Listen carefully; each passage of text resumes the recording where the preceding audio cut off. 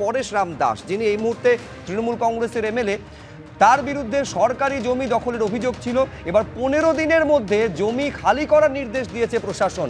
এই হচ্ছে সেই ছবি, বিপুল সরকারি জমি, সেইটা দখল করে নিয়ে তিনি একেবারে নির্মাণ করেছেন, এই বৃদ্ধাশ্রম করেছেন। এবং এইটা অভিযোগ তার বিরুদ্ধে, সম্পূর্ণ আইনকে বুড়ো আঙুল দেখিয়ে মাতলা নদীর চর দখল করে বৃদ্ধাশ্রম তৈরি করেছেন বলে তিনি অভিযোগ। ক্যানিং পশ্চিমে তৃণমূল বিধায়কের বিরুদ্ধে অভিযোগ। আর এবার 15 দিন সময় দিয়েছে প্রশাসন, তার মধ্যে জায়গা খালি করে দিতে হবে। এই ছবিটা শীর্ষেন্দুদা বারে বারে আমাদের তৃণমূল জমানায় দেখতে হয়েছে, মানে একেবারে ক্ষমতাকে পাথেয় করে আইনকে বুড়ো আঙুল দেখিয়ে। শুধু যদি মাতলা নদীকে দেখা যায়, মাতলা নদীর এপারে ক্যানিং পশ্চিম, ওপারে ক্যানিং পূর্ব। ক্যানিং পূর্বের ক্ষেত্রে ঠিক যেমন অভিযোগ ছিল যে তৎকালীন বিধায়কের ছেলে একেবারে এলাকা জায়গা দখল করে নিয়ে বিশাল একটা রেস্তোরাঁ তৈরি করেছিলেন, পরে সেটা ভেঙে দেওয়া হয়েছে।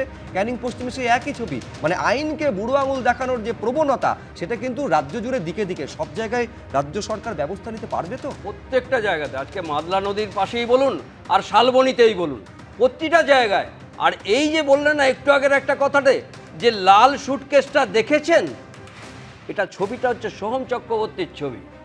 সুটকেসের ভেতর বুড়ি বুড়ি অভিযোগ ওনার, শুধু রেস্তোরাঁ না, এই জায়গাতে আপনি ছিনতাই করছেন, ফোন ছিনতাই 304 বিএনএসের, আজকে 353 আপনি আলমারি করেছেন 80,000 টাকা, 30,000 টাকা দিয়ে টাকা দেননি, করেছেনটা কি আপনি? প্রত্যেকটা জায়গায় একটা অভিযোগ। আর জমি সরকারি জমি বলছেন, শালবনীর তো সরকারি জমিতে প্লটে প্লটে বিক্রি করে দিয়েছেন। এখানে বৃদ্ধাশ্রম, সেখানে কোনো রেস্টুরেন্ট, সারা রাজ্য জুড়ে এই জিনিস ঘটেছে। আজকে মানুষের যেমন 3টে বেসিক জিনিস, খাদ্য, বস্ত্র, বাসস্থান, তেমনি যেমন ওই যে দুধ ফুটাচ্ছিলেন, অবশ্যই বাসস্থানের দরকার, যেমন ছাদ করে দিচ্ছেন, মুখ্যমন্ত্রীকে শুভেচ্ছা জানাচ্ছি, তেমনি এগুলোও দেখতে হবে। একেবারে মানে কেস ধরে ধরে সরকার কতটা তৎপর হয়, নিঃসন্দেহে আমাদের সেদিকে নজর থাকবে। নভেম্বরে কি হতে চলেছে কলকাতা পুরসভার ভোট? কলকাতা হাওড়া পুরো ভোট নিয়ে প্রস্তুতি শুরু বিজেপির। কলকাতা পুরো ভোটের জন্য দায়িত্বে সুকান্ত মজুমদার। সুকান্ত মজুমদারের সহযোগী হিসাবে দায়িত্ব পালন করবেন রাজু বন্দ্যোপাধ্যায়। আহ্বায়ক হিসাবে তাপস রায়কে দায়িত্ব দেওয়া হচ্ছে এবং তার সহযোগী রিতেশ তিওয়ারি। অন্যদিকে হাওড়া পুরসভার দায়িত্বে রাহুল সিনহা। হাওড়া পুরো ভোটের জন্য আহ্বায়ক হিসাবে দায়িত্বে সঞ্জয় কুমার সিং।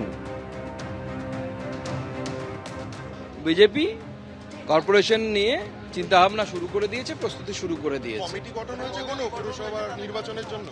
নির্বাচন করতে গেলে তো কমিটি অবশ্যই লাগবে। আমরা আরো কমিটি তৈরি করব, নিচের দিকেও কমিটি তৈরি হবে।